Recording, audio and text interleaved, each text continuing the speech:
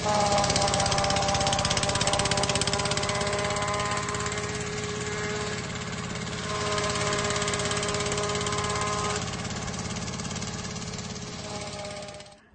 ទបងប្អូនដឹងហើយបន្ទាប់ពី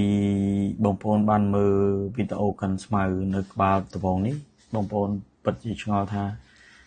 តើខ្ញុំបានម៉ាស៊ីនកាន់ស្មៅប្រភេទនេះមកពីណាដែរហ្នឹងហើយដែលម៉ាស៊ីនបច្ចុប្បន្នដែលខ្ញុំប្រើនេះគឺវាមានសមត្ថភាពអាចកាន់ស្មៅដូចជាខ្ញុំ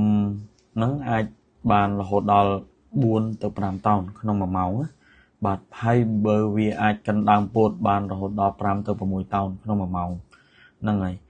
ហើយប្រភេទម៉ាស៊ីនទាំងអស់នេះដែរគឺខ្ញុំបាទផ្ទាល់តែជាអ្នកនាំចូលពីប្រទេសថៃហ្នឹងហើយដែលមានគុណភាពល្អហើយធានាការប្រើប្រាស់បានយូរអង្វែងសាច់ដែកក្រាស់ស្វិតល្អហើយវាមាន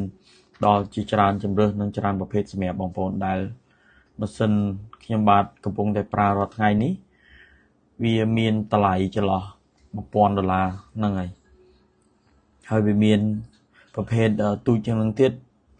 ដែលតម្លៃវាត្រឹម$1000ស្ដើងដែលវាអាចមានសមត្ថភាពកាន់បាន2 តោនក្នុង1 ម៉ោងហើយ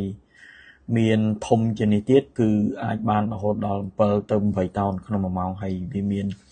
ជាច្រើនប្រភេទដែលអាចភ្ជាប់ជាមួយត្រាក់ទ័រនិង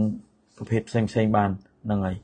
អញ្ចឹងបងប្អូនដែលចង់បានម៉ាស៊ីនកាន់ស្មៅដែលមានគុណភាពល្អបងប្អូនអាចតាក់ទងមកខ្ញុំបាទផ្ទាល់ហ្នឹងហើយបងប្អូននៅពេលដែលបងប្អូនទិញម៉ាស៊ីនពីខ្ញុំបាទនឹងព្រីបច្ចេកទេសនៃការដាំដុះស្មៅដូចជាមានការធានាយ៉ាងច្បាស់លាស់ពីក្រុមហ៊ុនហ្នឹងហើយបងប្អូនមានតម្រូវការផ្នែកម៉ាស៊ីនកាន់ស្មៅកាន់ពោតក៏ដូចជា Major អាចតាក់ទងមកខ្ញុំបាទផ្ទាល់ហ្នឹងហើយអរគុណ